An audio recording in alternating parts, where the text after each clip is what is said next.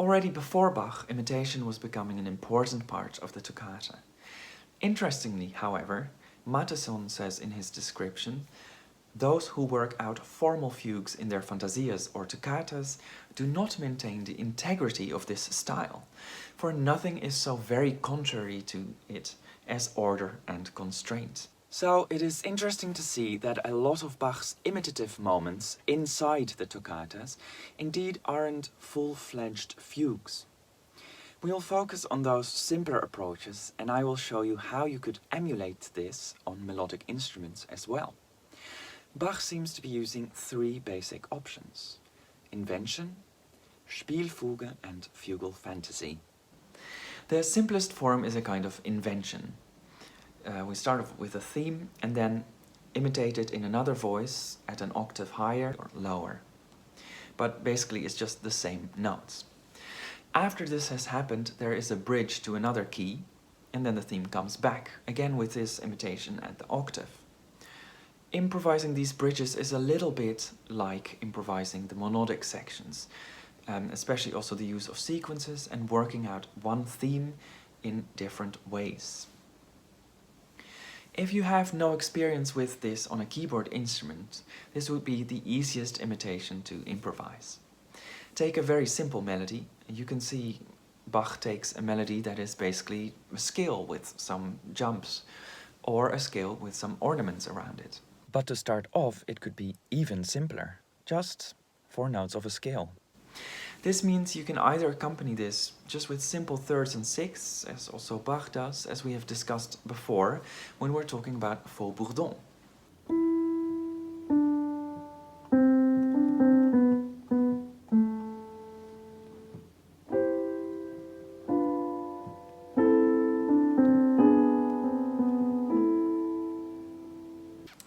Or if you know it, you could use the rule of the octave to accompany these little themes.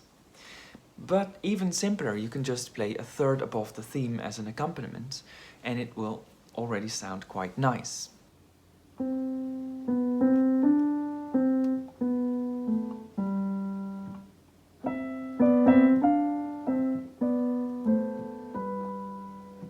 Or as Bach does in this toccata, you can mostly play rests in your counter theme and just play a couple of notes.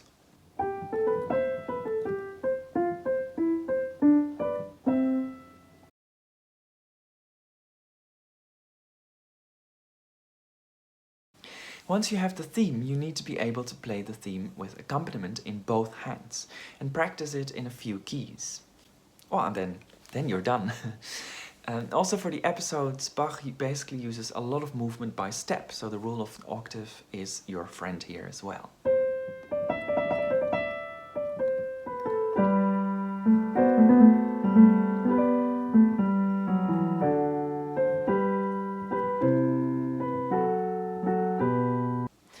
For the more advanced students, each segment finishes in the tonic, so that's interesting compared to a normal fugue. On melodic instruments, we can basically forget about this counter theme. If we look at Telemann's Fantasias for solo flute, we can actually see quite a few pieces like this. The theme comes back in different places, and in between there's some of this developmental material, some of these episodes. Also for us, we can keep the scale in mind as a good roadmap, and a special note of thanks to Patrick Ayrton for showing me this idea.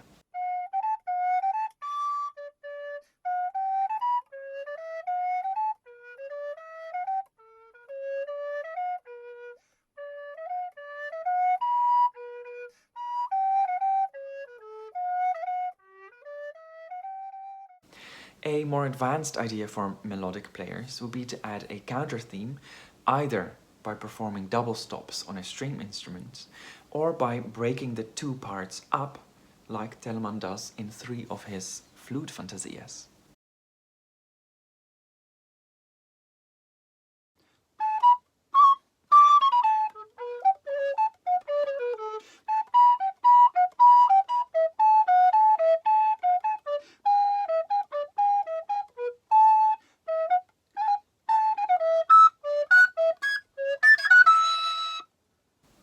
Another idea I learned from these toccatas is a theme that is more or less on one note.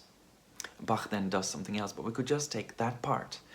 As it is so clearly obstinate in one place, later added other notes obviously belong to another voice. Thanks, Bach.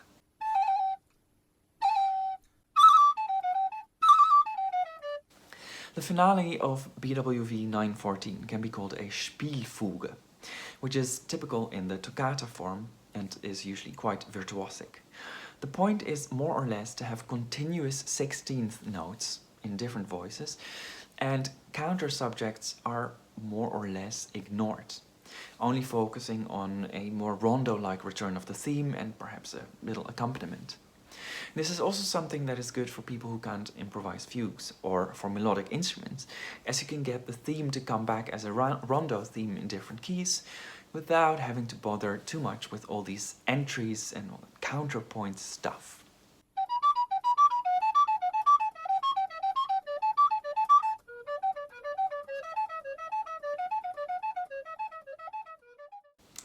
Similarly, in BWV 912 we find what is called a fugal fantasy, more or less, in which the theme is very simple and keeps being repeated. But we find ourselves in ever more distant keys and surprising moments, and that's why it's fantasy. Here too the basic framework is two voices, which are written in such a way that either can be on top or below, which is called double counterpoint or invertible counterpoint.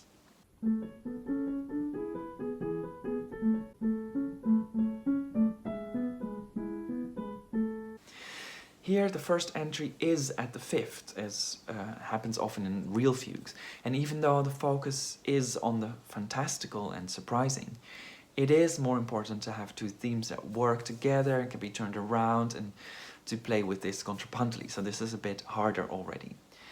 The elements I have discussed come together in different ways to make a form. I will discuss very basic forms which Bach alludes to, but he always plays with these forms. He goes the extra mile. For example, with the way the sonata da chiesa form and toccata form interact. He assimilates what he learns and then experiments with how different aspects play out with or against each other. This form consists of a prelude, then a fugue, an interlude, fugue, and a postlude. This form was typical for Bach's predecessors and more or less speaks for itself. The prelude, interlude, and postlude each were often monodic, or in any case rhapsodic free passages, in contrast to the fugal segments, which were more strict.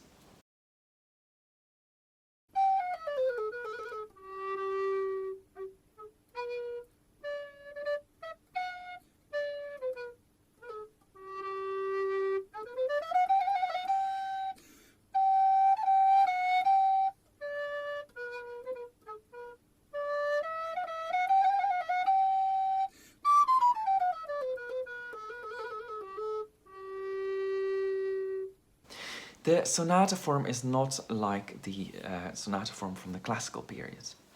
We first have a monodic intro, a sort of prelude, then an imitation, usually a faster movement, then an adagio, and then again an imitative movement, and sometimes a little coda. Bach started emulating the sonata da chiesa form most famously used in the Baroque period by Arcangelo Corelli. It had a largo allegro pattern, in which the allegros were imitative. So the resemblance here with Bach's form is obvious. You might think the first largo is not a good fit. What is largo about those opening preludes with their virtuosic notes? Well, we have versions of these largos by Corelli with ornaments that were apparently performed by Corelli himself. And when we look at those, we see a closer resemblance. Nevertheless, you are also right. And the opening prelude has more relation to the opening of a North German toccata from Bach's predecessors, with sudden changes in character and figuration. So here we can see how Bach was assimilating and experimenting.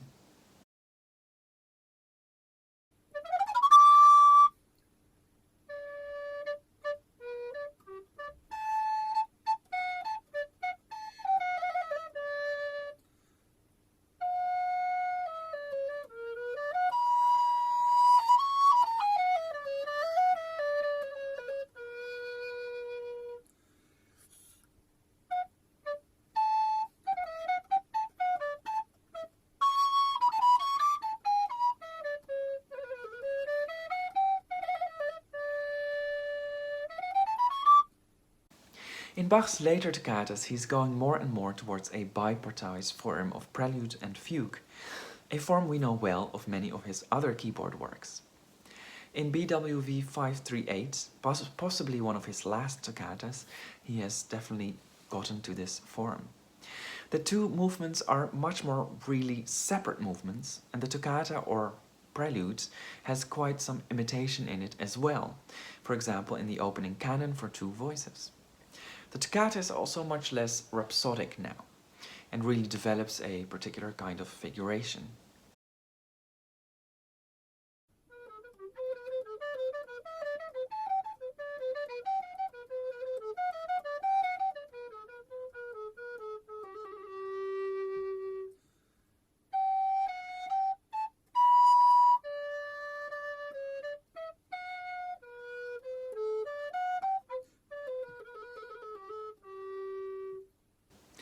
In the concerto form we find the fast, slow, fast movements. BWV 916 is an example of this. The opening movement is very interesting, also reminding us of some kind of rondo form with different rondo themes which keep alternating. The adagio is phenomenal, with four soloists imitating each other, perhaps reminding us of Brandenburg II, the middle movement. Because the last movement is in a gigue style, we would almost forget it's a fugue as well. Well, almost. This already elucidates the idea of this form. There are three movements, and the adagio is not just a monodic bridge or recit, it's really a beautiful sung middle movement. The allegro uses its rhapsodic elements, the first allegro, to knot together a ritornello versus solo texture, and the final movement does something similar, but using fugal elements.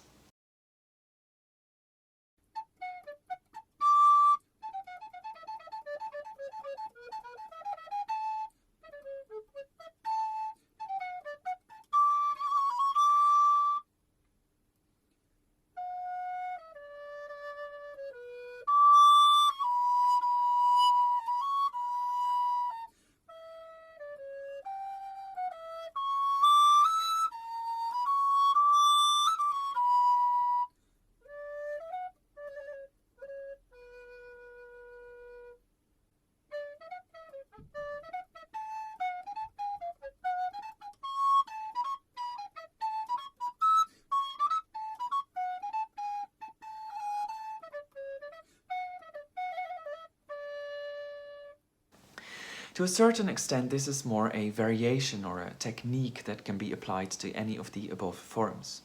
But I think 911 is interesting in this respect, where it starts off with a theme based on a scale, but it turns out more or less the entire toccata, despite its different segments, is based on this very idea. Even the concerto fugue subject, which we find in Handel as well in his recorder sonatas, can be derived from this very opening. A way to work on this could be to choose a theme and write down or experiment with the different options it has. How can you develop it? Bigger, larger, changing the notes around, mirroring, etc.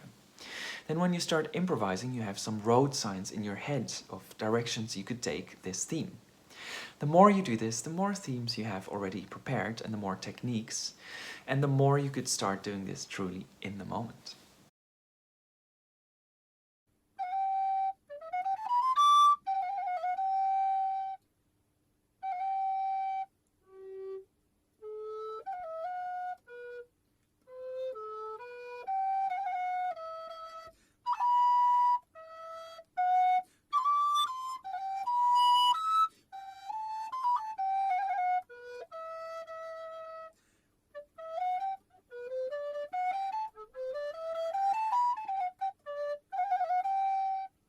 If you want to know more about these forms and read deeper analyses of the harmony, etc., you can read The Creative Development of Johann Sebastian Bach, and the title and writer are in the description. So, I hope you have learned a lot. I certainly did in researching this. Next week I will publish a larger example, or a couple of examples of these different forms and elements. And if you join us on Patreon, you can record your own versions and get our comments. Finally, I would like to end with this quotation from Pretorius. It's a century earlier than Bach's Toccatas, but it's always nice to make your point with an old dead guy's words. My point is, after assimilating these ideas and forms, feel free to make your own forms, combining different ideas. Don't feel like, oh, I have to be like Bach or Buxtehude. You know, you can make up simpler forms, harder forms, other forms. It's up to you. And here's the quote by Pretorius about toccatas. When the organist first touches the keys and improvises simple, plain single chords and ornaments, each organist does this in their own way,